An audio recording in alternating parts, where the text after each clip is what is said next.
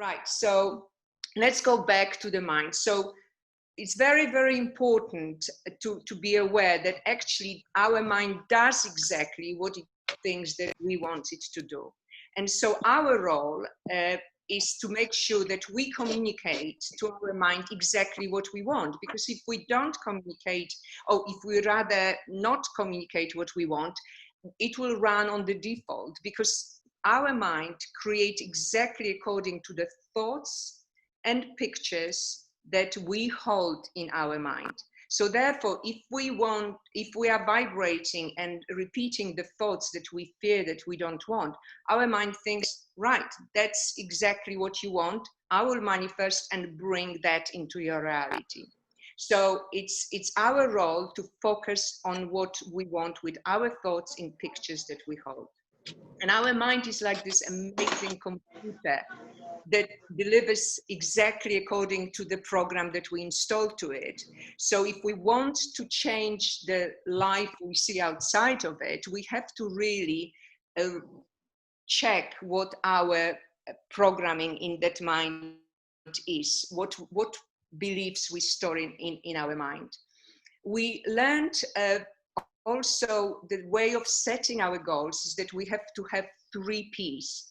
So when we state what we want, it has to be, the first P stands for present. So it's always I am now, whatever I want. It's not I will, I wish, hopefully. It's I am, I have, I weigh, whatever we want now. It has to be in personal. So we have to use the word I, not anything else.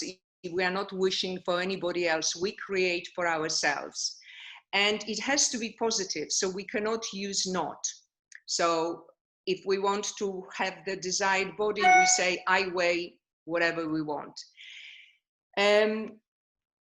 Now, what else we learned is that our repeated thoughts become our beliefs, and our beliefs, repeated beliefs, become our habits, and our behavioral habits become our reality. Hence, again, we go back to the responsibility of our thoughts. What we also learn, which is really missing in a lot of teachings, or definitely in The Secret, is the fact that we not only have to be responsible for the thoughts and pictures, but what energy and emotion we vibrate when we create, when we hold that image for ourselves. So if we are coming from the place of lack and doubt and not trusting that it will happen, guess what? That's exactly what we will vibrate. So we need to raise our vibration to the point of love, desire, passion, excitement about what we want. And one of the forms, the best forms of raising that vibration is actually gratitude. So what we do when we describe, and this is really vital, when we describe what we want, we have to vibrate as if we already had it. So if we want to lose weight, and because then it will make us feel so fantastic, we have to raise our vibration as if we already had it and vibrate with that emotion of accepting it into our life.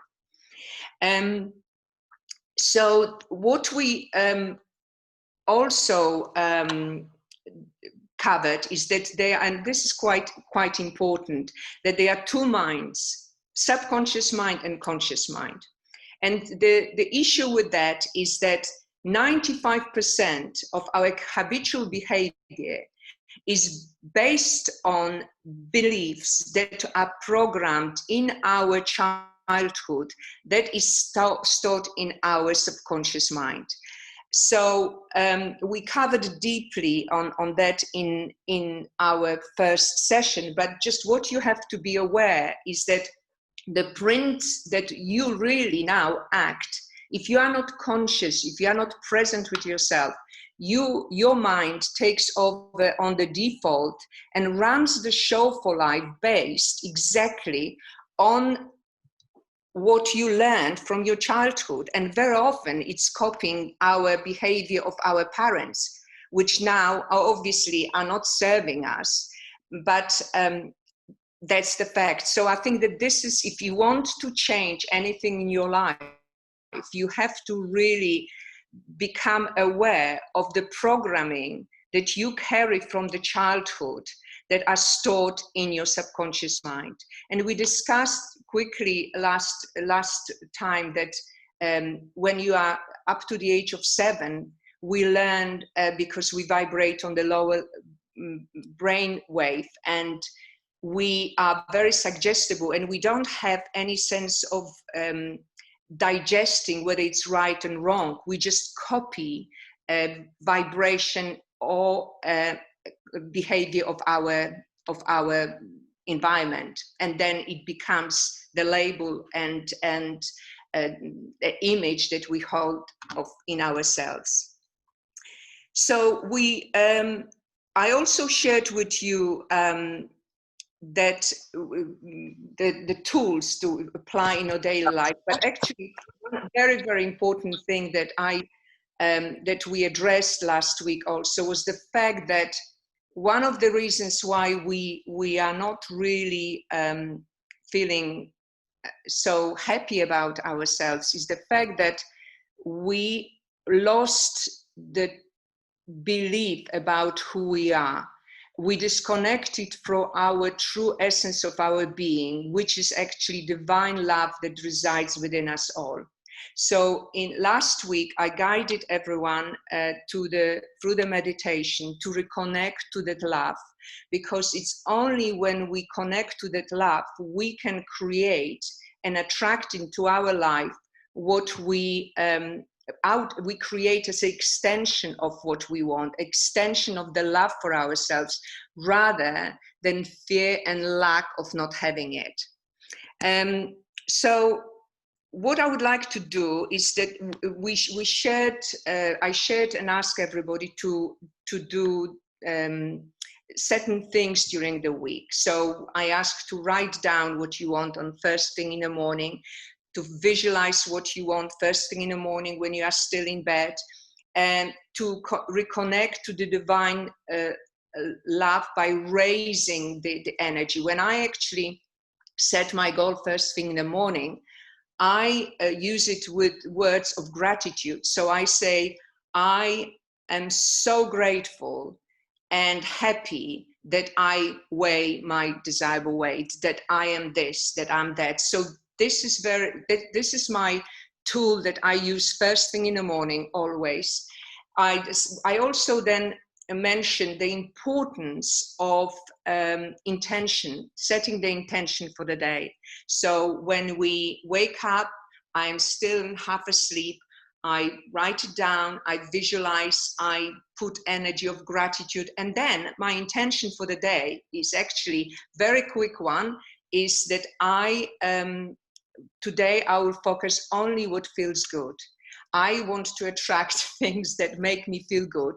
And with that intention, when I have got more time, I can reconnect to my heart, and I can surrender to the love and ask love to guide me for the day. But it's very important to use the first hour of your day, to use it as a golden hour of setting your day and hence your life. So what else did we do? I actually also let everybody use the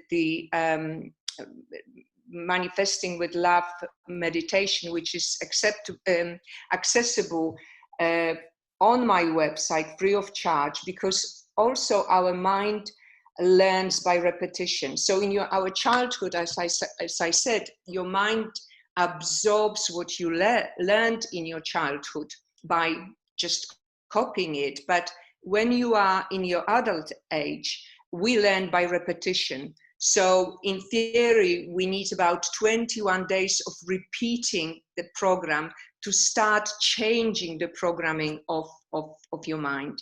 So if you want any time to just go to my website and let me know if you want the the recording, and I'm very, very happy to send it to you, obviously free of charge. I also mentioned the importance of meditation and being present through the day with everything that you do. Again, all of these rules are just rules for life in terms of becoming conscious and aware and responsible for your life and your creation of your life. I mentioned the importance of being present is because when we are present, we are conscious. And therefore, we don't fall into this autopilot of the programming that is stored in our subconscious mind, which obviously is just what we learned about ourselves in our life when we were little. And we only could put the meaning of it that was relevant or appropriate to our age. And now we are grown up. We really don't have to run on that program. So what I would like to do now is actually, I'm really excited to hear how has the last 2 weeks been for you. What I would like you to do is just maybe we will do some sharing, and I would like you to just tell me what was the biggest aha that you learned from the last workshop. Was there an aha in our session, or when you were applying the tools that I shared with you, whether you have applied the tools and how they have helped you or not, how they allowed you to change what your habits and your life, but also maybe just help you to become aware of things that you've been doing and why you've been doing.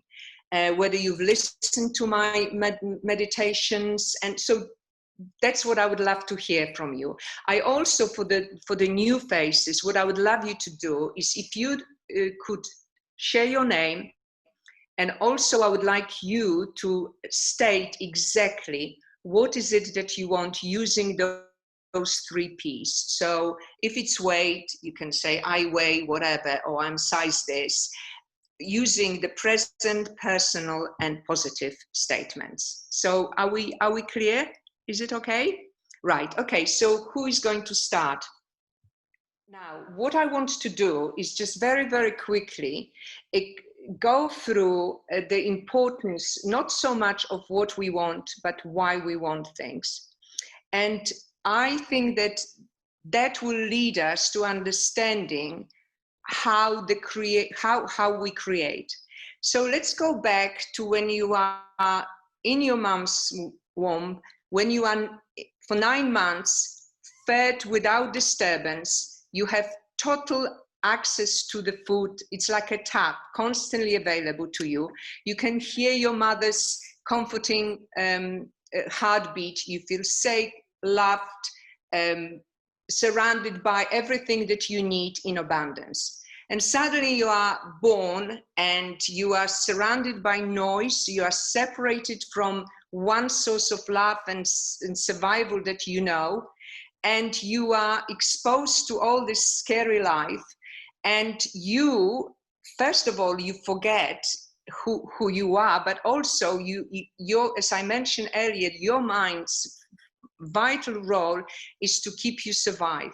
Also, as babies, as children, or actually like as mammals, we need our parents' attentions longer than any other mammal. So therefore, our survival depends on the surroundings and care of our parents. So what we learned is through our first 7 years, but from the moment we are born, we associate, we learn how to, that our survival and our safety and our sense of empowerment relies on the outside world. So if we upset our parents and whatever we do, we learn, okay, so I mustn't do that because I will upset my mother, and the care that I need will be taken away from us. As a tribal, we survive being together. So therefore, we all are stuck with this fear that I need to be of fear of rejection, that if I am rejecting from any tribal gathering, from any group, any approval of the group, I am not safe. I can't survive on this planet. So we learn, I'm just going very, very quickly through that, but because I just feel that we need to understand that we learned in our childhood how we behave in our adulthood to be able to function. So we mustn't feel guilty or bad about, you know, whatever we do, because it's actually most of it. I mean, for instance, food, we can't survive without food. So we learned that one of the most important things in providing us with care, with safety, with comfort, and with love is actually food. And we carry that to our adulthood. So what I would like to do now, I think that I'm not going to go through more on that, apart from the fact that, again, we learned from our childhood as well, eating habits, and the importance of what food means for us based on our childhood environment. How many of us copy what our parents love to eat? We had a lovely conversation with Annabelle and Monica about alcohol, and when I stopped drinking alcohol, I had a lot of associations that I had to walk through, the walls I had to walk through, which were all linked with what alcohol meant to me. And therefore, it was so hard for me to say no to it. So I think that, and as I mentioned, 95% we go on the default of the programming of our childhood. And I think that this is why, you know, with things like weight, oh, I can't lose weight, you know, here I'm affirming, but it's not happening. We really are not aware how much of our thinking and programming of our mind and our behaving and our body is actually working based on the default programs and thoughts of our first 7 years of our life. So therefore, if we want to change, first of all, we have to become aware. What are those thoughts that we hold about ourselves, about body, and about behavior? So what I would like to do is I would like us to do our first exercise. It's all about awareness. It's all about finding out, becoming aware, as Chris already started doing in all aspects of his life. It's about what are the beliefs that we hold of ourselves. And now we will do it with regard to our body and the food. So I hope you've got a pad of paper and you are ready to write. So what I would like you to do, I would like you to make yourself comfortable. And I'm just going to guide you through certain questions that I will ask you to then answer for yourself.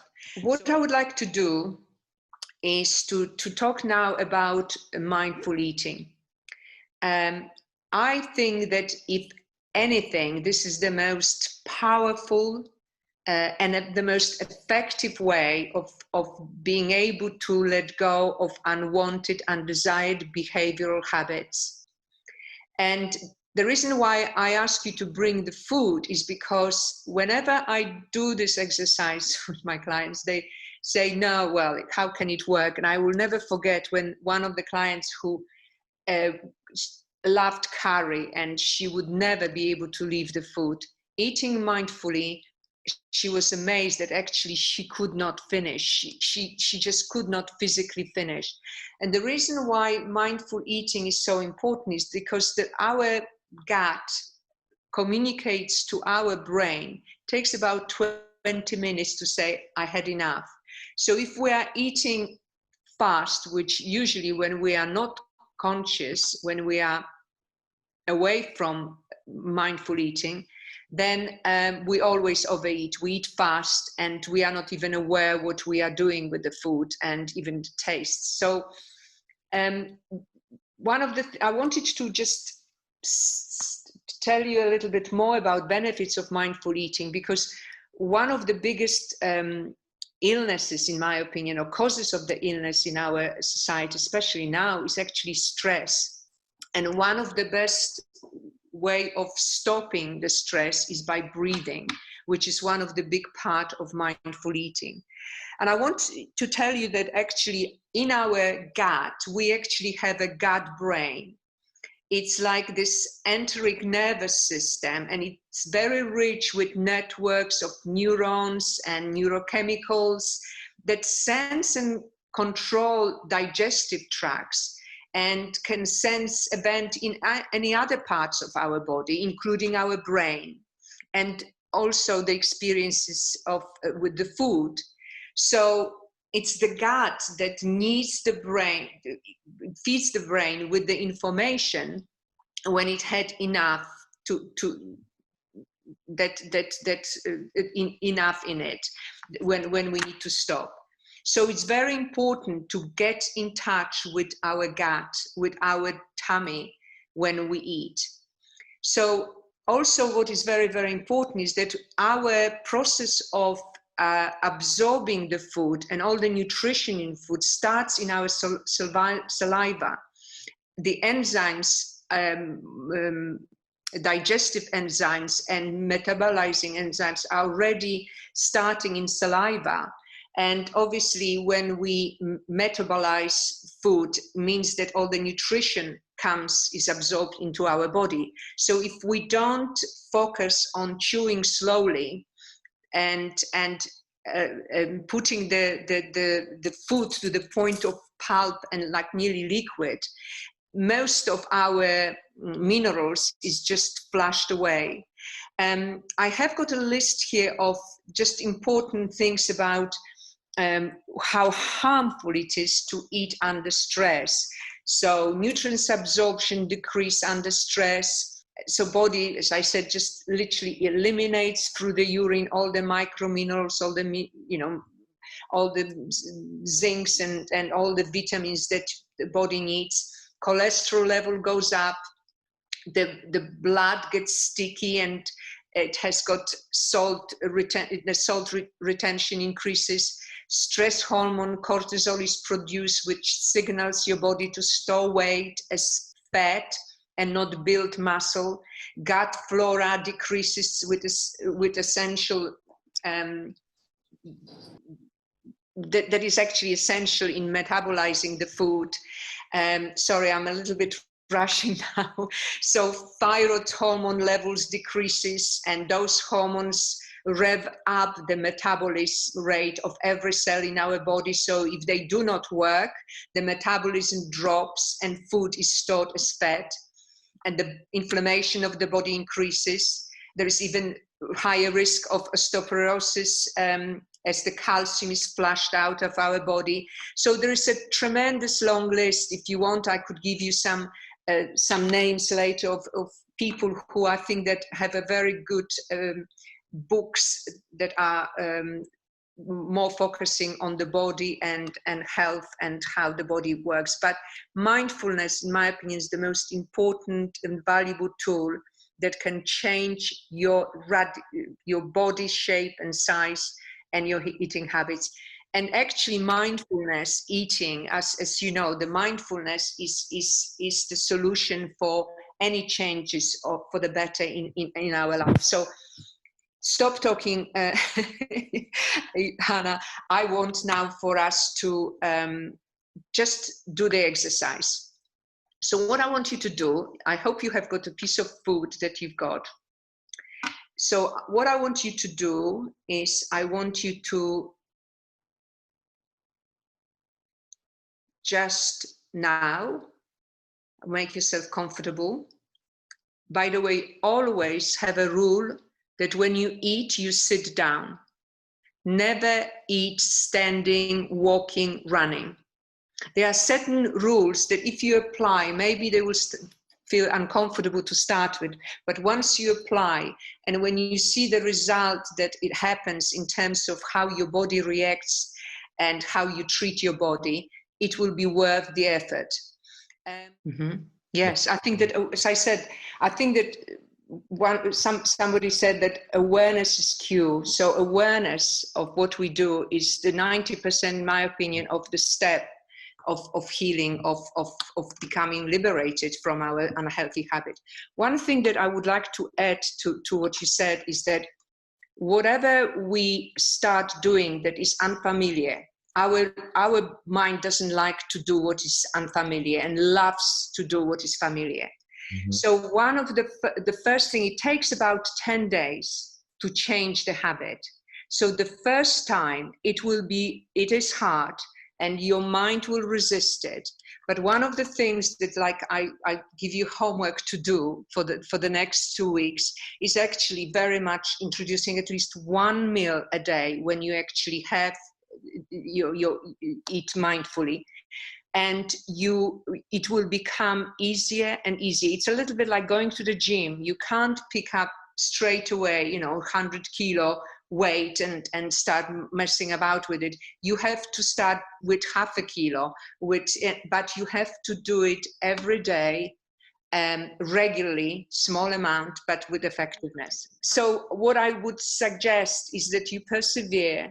And one of the things that actually made me go fully for it is that I actually, once I had experience when my son, so it's like nearly 30 years ago, was tiny baby, and I was, when you are mother of a baby, you are stressed and whatever, and I remember eating the whole box of this Ferrero Rocher chocolates, and I was like 3/4 back, and I was just stuffing myself, and I became aware how sick I felt. And I about, I don't know how many, 4 or 5. And of course, I had very quickly, I felt sick, but I ate the rest because I felt so embarrassed. I was like, hide it. So it's like evidence is gone. So I just stuffed myself. But I had this amazing spiritual moment when I actually became aware of what I did to my body. And I just said, oh my God, how can I be so abusive to myself, to my body? Here I am, want respect and love from everybody else, but look how I treat my body. And it's like, when do you feel validated? When do you feel loved? When somebody pays attention to you, when somebody fully listens to what you're saying rather than kind of, checks the mobile or whatever, when it's present, when somebody gives you eye contact. And I became aware, this was like, as I said, 30 years ago. And I said, oh my God, I am going, nobody knew about mindful eating or anything like that, but I just thought, I am going now, from now on, every single thing I put in my mouth, I am going to eat it with total focus. And for about 1.5 years at the time, I actually, when I was in the office, I would turn away from my computer. But the most important, what I want to add here, is that I never ever said, oh, I mustn't eat, or I shouldn't have the chocolate. The only rule was that, sometimes when you are in the kitchen and you are hungry and you are cooking, but you are snacking, you are just picking. And so I said, I can eat whatever I want, no matter what amount, but whatever I want to eat, I put on the table and I'm sitting and I'm mindfully eating. And I tell you what, I felt, not only I lost a lot of weight at the time, but I felt so full of energy, like my body was saying, thank you. And I was giving back. I felt confident. It was absolutely fantastic. This is why I'm spending time talking about myself, but I really hope that this will motivate you. and I hope, we will share when we see each other in 2 weeks' time, how the exercise about writing down, connecting how your body felt. Because one of the reasons why I introduced this exercise is for you to become aware how abusive we are to ourselves and how we want everybody else to love and respect us, and how we blame and complain that they don't.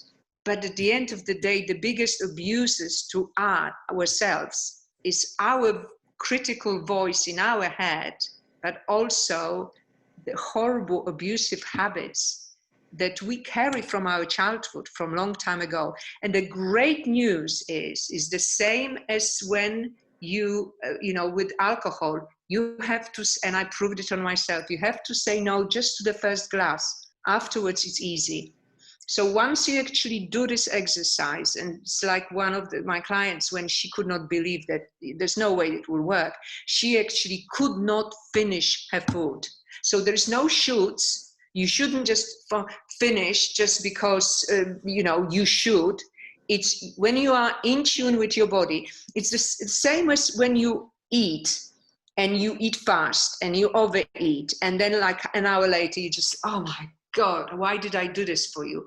So you get that feeling quickly. As I said, 20 minutes it takes for the body to say thank you, so stop.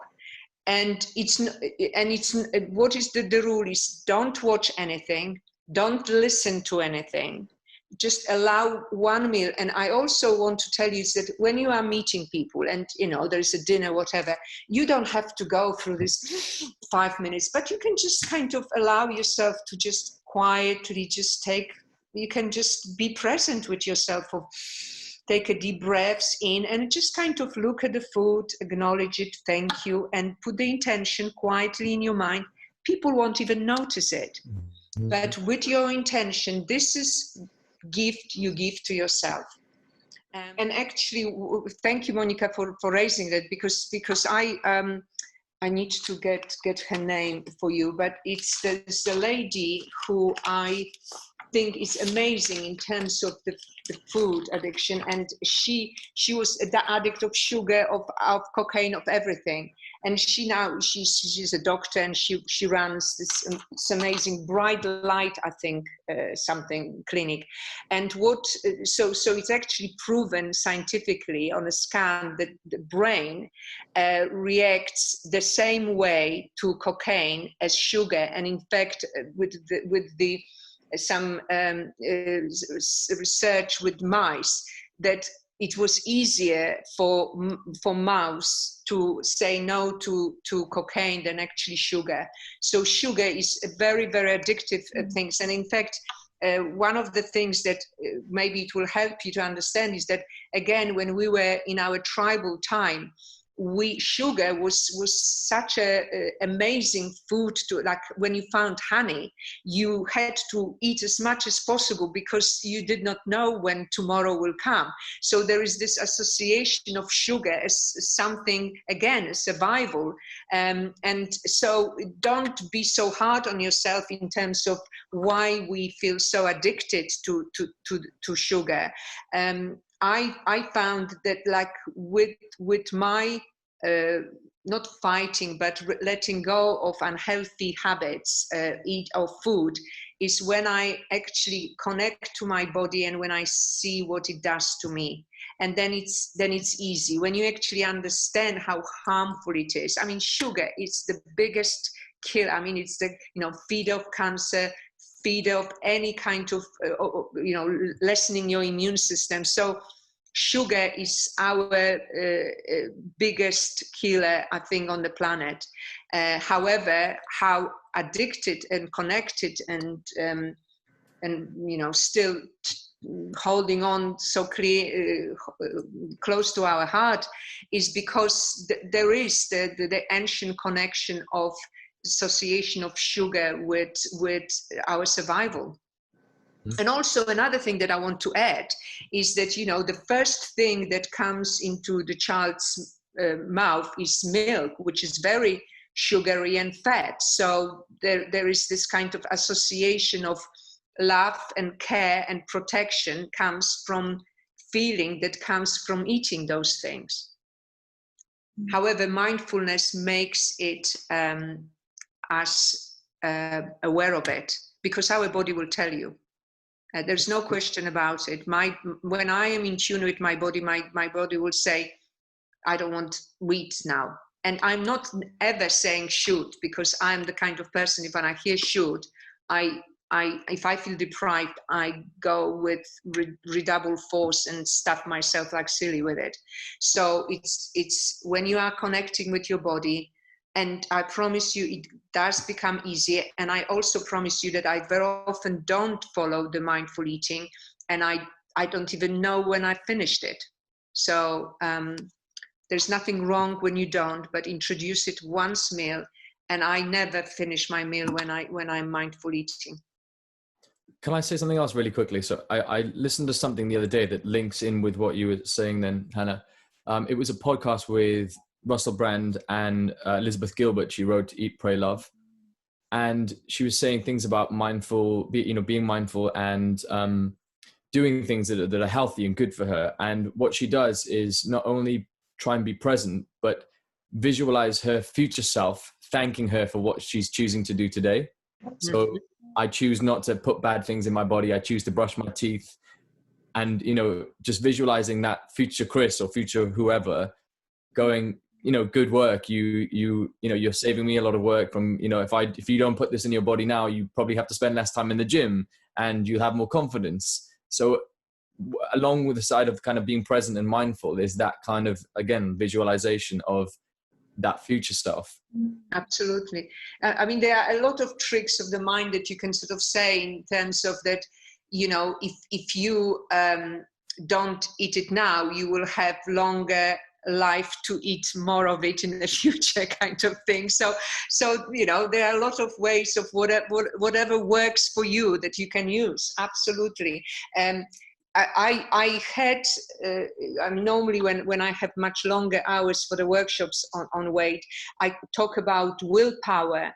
And actually, if you see a willpower as something like one barrel of things, that it's just one container.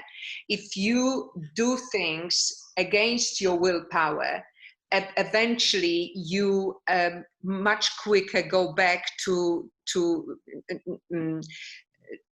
not to do things that are not respectful and loving for yourself. So it's very vital to actually have the right attitude, not to do what we want, not out of shoots, but because we love ourselves, and we want the respect and love for ourselves. These are the tools, again, just I want to go through. So how you eat, very, very quickly. So take at least 5 to 10 deep breaths, breathing into your stomach. Express gratitude, express intention, and in that intention put, I eat with love and respect for myself and my body, and I eat to the point of energy, and I eat and drink only food that is consistent with body weighing, blah, blah, blah. Eat in silence, no looking at the TV, no even reading, no listening to things that involve pulls your mind to focus on what you are listening to. So remove yourself from the computer and just focus on all the senses while chewing it, smelling it, be aware of the textures, and be aware of your tummy. And what I find that the way it works for me, that I actually hear the voice. It says, stop. And actually, when I did it first time, I became aware how little we actually need to eat, how little our body needs for our well-being. And anything extra, it just it like pushes our body to work so hard to digest it. So all our energy is spent on digesting the food rather than actually living. So there are tremendous benefits about stopping before the tummy's full stopping when you hear enough. So chew at least I read somewhere, if it helps you, that chew at least 20 times. Chew, or when it gets to the liquid form, and then swallow. Right, so this is the exercise for the food. So again, going through, focus on first thing in the morning, write it down, visualize what you want, do the mindful eating. Focus also, introduce mindful living, be present with yourself with everything you do. This is, we can call it meditation, or we can just call it living, being present, like Eckhart Tolle. He doesn't meditate, he's just present with himself every moment of his life, basically. So I think we can finish now. If you want my meditation, contact me on my website. As I said, up to the end of June, my one-to-one sessions, I offer 50% discount. It is a fantastic way of literally going to the core of whatever we address that we don't like about ourselves in our life. I look forward very much to seeing you 2 weeks' time. The same time, I think that we will open from 1 hour to 2 hours. The subject of our next workshops will be on wealth and abundance. And thank you so much. I look forward to hearing all about your experiences of this workshop and the 2 weeks that follow in 2 weeks' time. And meanwhile, love you lots and sending hugs, and have a lovely 2 weeks, and focus on love instead of fear, and be safe, and see you in 2 weeks' time. Thank you, Hanna. Thank you so much. My pleasure. Bye-bye. Bye. Bye.